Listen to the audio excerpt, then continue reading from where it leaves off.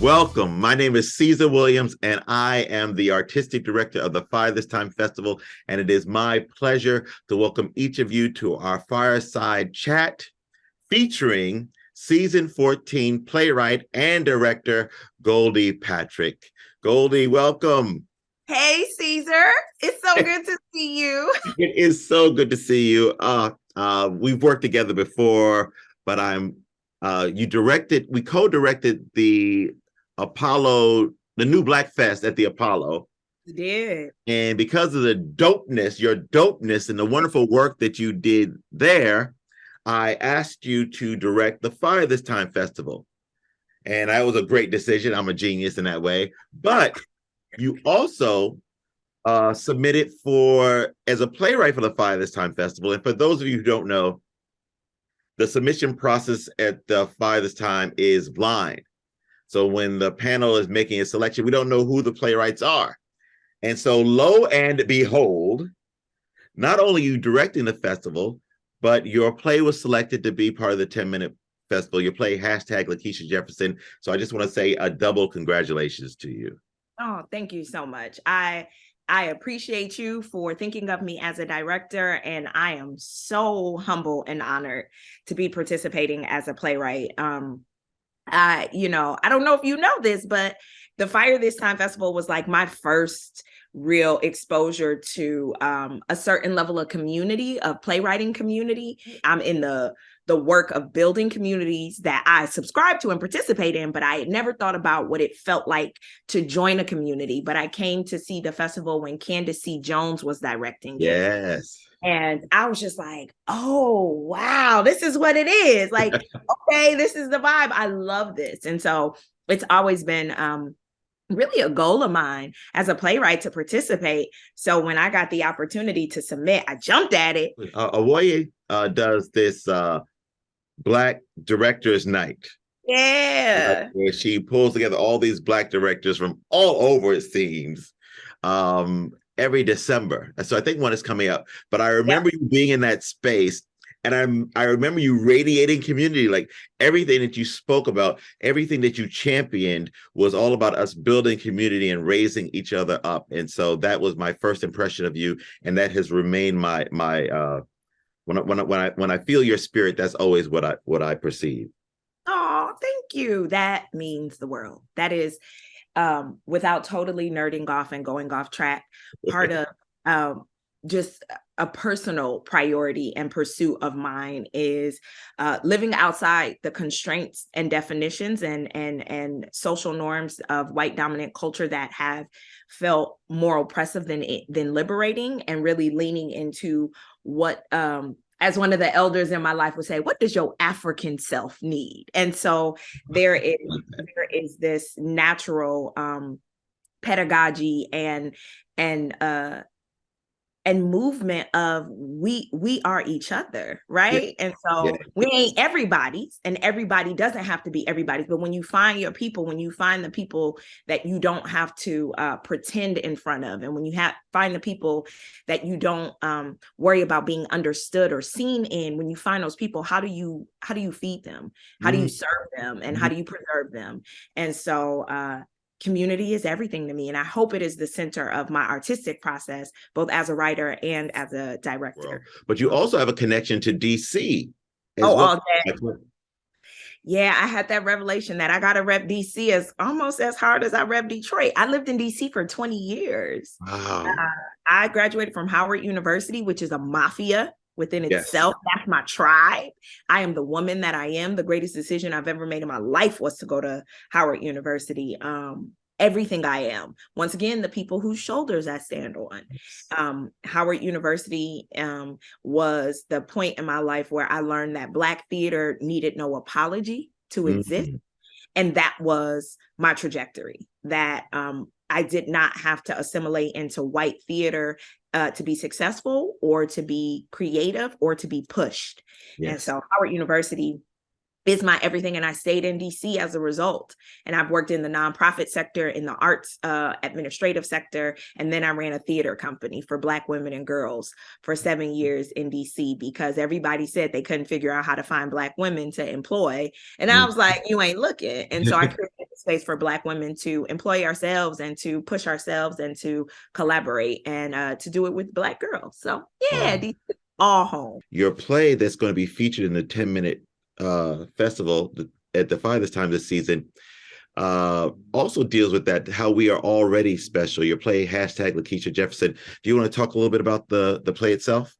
Yeah, I'd love to. You see how my whole energy came down? I love Black girls. And I always say that, like, grown and still young, because I think there's a period in our lives when we are Black girls that really opens our consciousness to the world and how we see the world and how we see ourselves in the world. And it grows and evolves as we get older and as we experience the world. But there's something very uniquely significant to the experiences of Black girls in the world. And too often, that's not understood by the outside world or society. And so it gets ignored. And my life work has been around creating a safe space for that to grow and to be cultivated, right? And there was a picture that was circulating on social media of two of them Kardashian. I don't use their names because I don't want to give them no credit, but two of them. And what stood out for me in the picture was there was a little Black girl that was standing behind that was looking at it. And everybody was talking about the surgeries and the men and all of that. And I was so fixated on the little Black girl that was in the picture because I felt like nobody was taking care of her impression of the world around her. It was so clear to me. So when everything happened during the summer of the racial reckoning, during the pandemic, I couldn't help but think about children.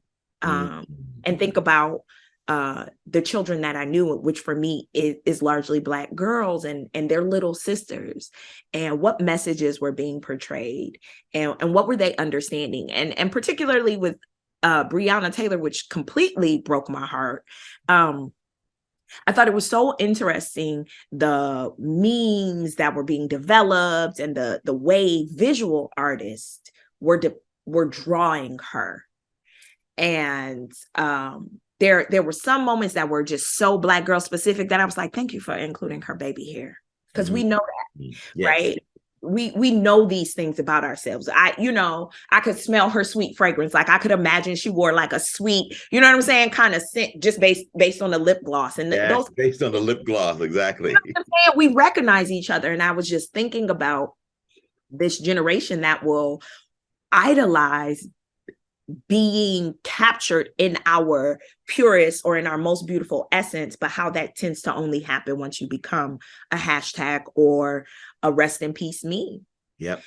And I'm like, if that is what they are experiencing, they're going to want to grow up to be hashtags, because that's when you start talking about Black girls. Yes. That's when they have value in our society widely. That's when the attention gets put their way. And so I just wanted to tell that story and imagine. It's gone through revisions and edits because the first process was telling that story. But I have an obligation to Black audiences to move us beyond grief and move us in healing and in telling the story of the Black girls that want to be hashtags because they believe that that's how a Black girl gets seen in the world. I also had to lean into, in the revision, that Black girls are geniuses. Yes. So they won't live at that basic line of how the world sees them. Instead, I believe them to be the geniuses to push us to see them further.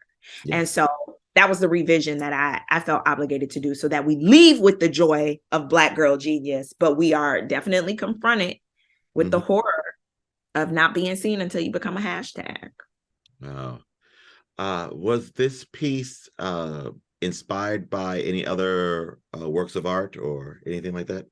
Yeah, I have in my creative process, dance, music, and photography or visual art are usually my muses. And there's a brilliant, she's not even a singer. She's beyond a musician. She really is a sonic healer, my mother Yusuf.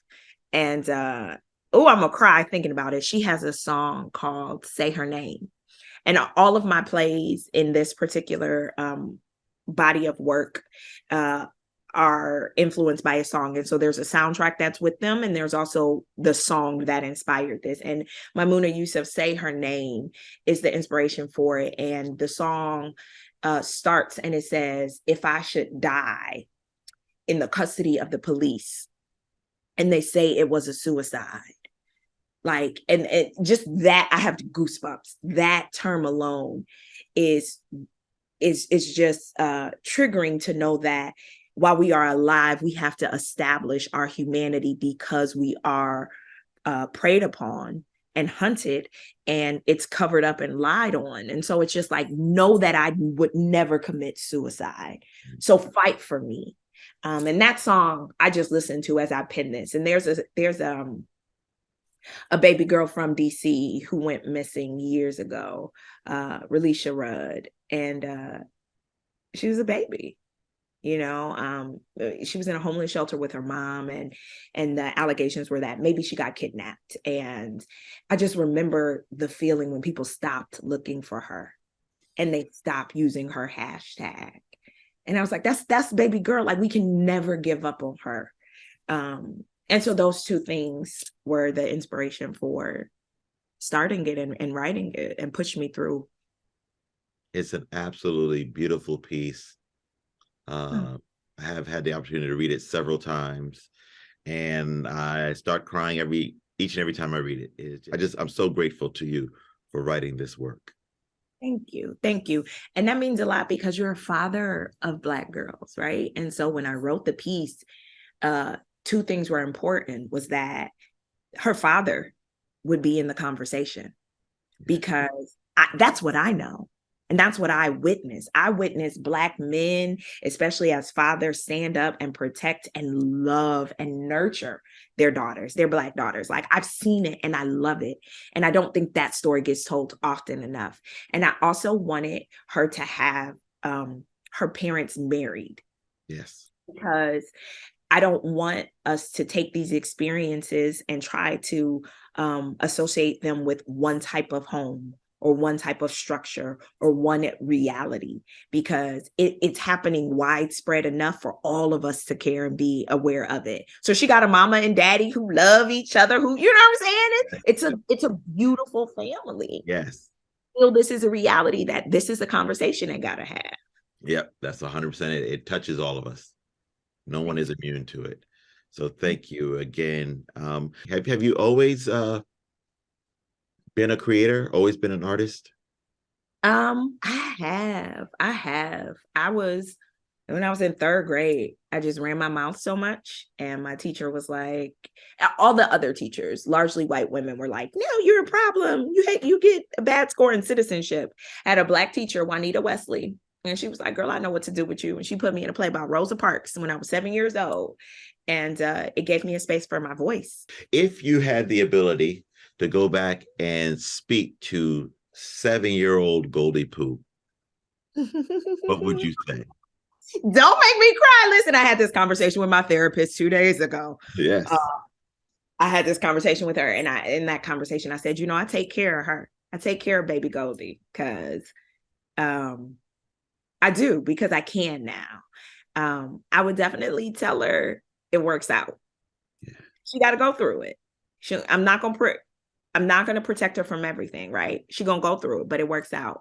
I don't know that I could share the wisdom that I have now as a 40-year-old woman with the 7-year-old me and her actually understand it, because it took all the time for me to understand it, right? I'd want to protect her from the naysayers, but I also believe that I grew strong from that. I wish I never had to experience the level of racism and sexism that I experienced when I was young. I wish I had, because it's hard to come back from. It's hard to heal from. And I was so young and naive when I experienced it, that now as a grown woman, I'm like, oh, an adult was wrong, not me as a child. But you can't tell a child that, right? Because they got to be able to trust adults. So I wouldn't tell her that. I would tell her, keep writing. Keep writing. Just write all that down. It works out. Write all that down. It works out. You You are as dope as you are afraid to be. Go ahead, write all that down. Oh, that's beautiful. That's wonderful. Well, Goldie, thank you so much. I really, really appreciate you taking the time to sit and chat with me. Everyone, please come check out season 14 of the Five This Time Festival. Goldie's play, hashtag Lakeisha Jefferson, will be featured as part of our 10-minute festival. And thank you so much. Enjoy the rest of your day. Goodbye.